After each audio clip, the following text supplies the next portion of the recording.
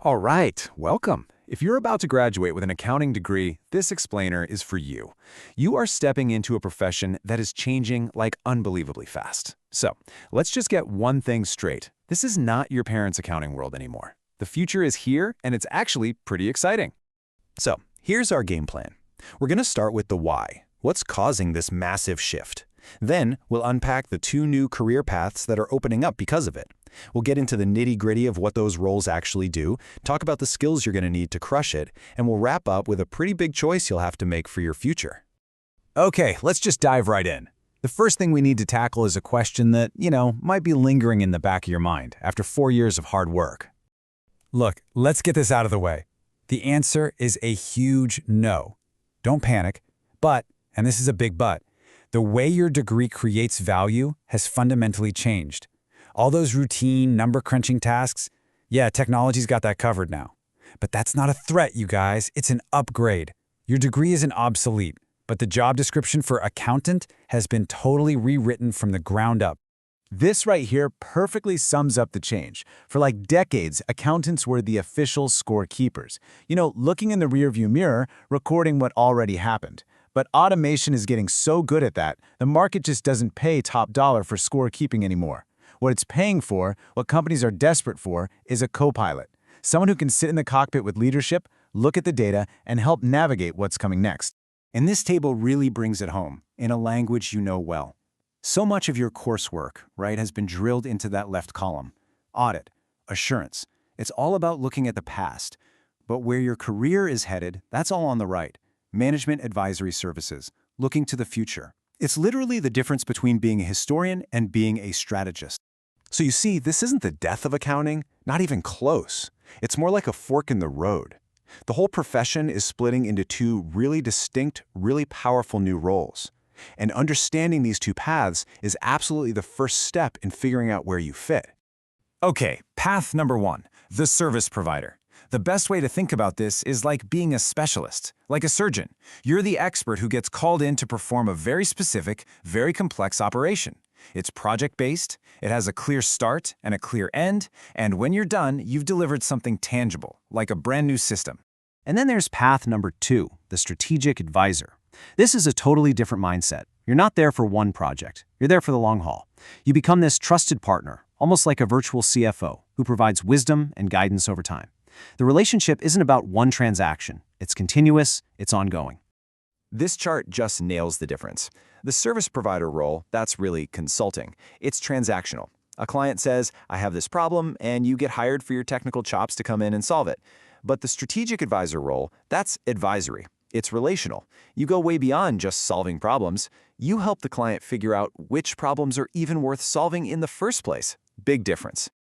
Okay, so let's make this real. What does a service provider actually do all day? What kind of big, meaty projects are we talking about here? Man, this is where all those late nights in the library are going to pay off. You could be architecting a company's entire financial nervous system with an ERP implementation. Or, get this, you could be completely re-engineering how a company closes its books and literally shave weeks off the process.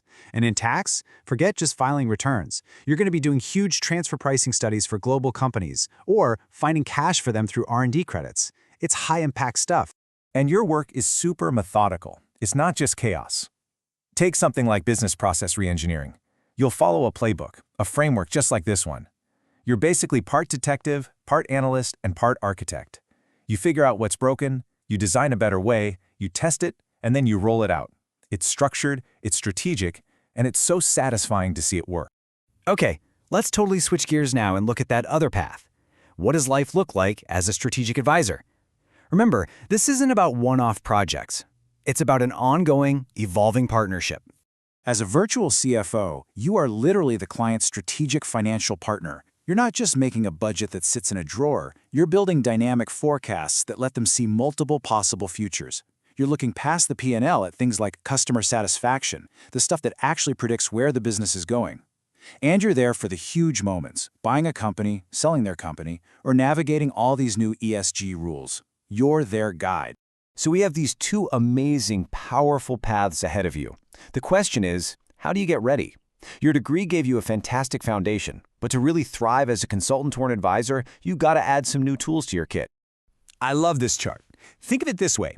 Your technical skills, all that accounting knowledge, that's the price of admission. It gets you in the door. But to actually win the game, you need the whole circle. You have to understand the business world, connect with people, lead projects, and you absolutely have to embrace digital skills. This is what makes you indispensable. And here's another thing that's changing: how your work is valued. The old billable hour model, honestly, it's kind of broken for this new world.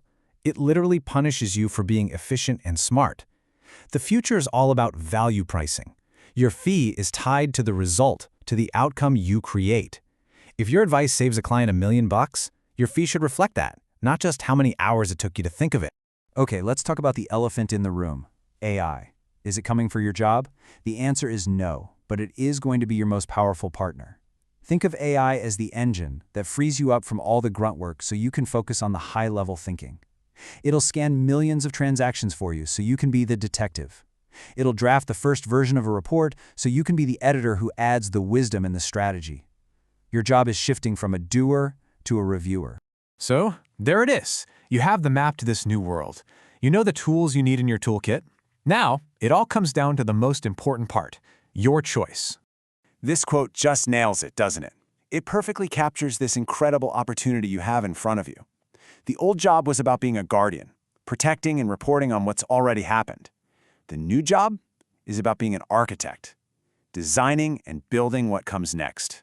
So that's the question I want to leave you with. As you walk across that stage and into your first job, don't just ask yourself, what am I going to do? Ask yourself, what am I going to build? Are you going to build smarter, faster systems as a service provider? Are you going to build stronger, more resilient companies as a strategic advisor? Your answer is going to define your entire career. Congratulations, everyone. Now go build something amazing.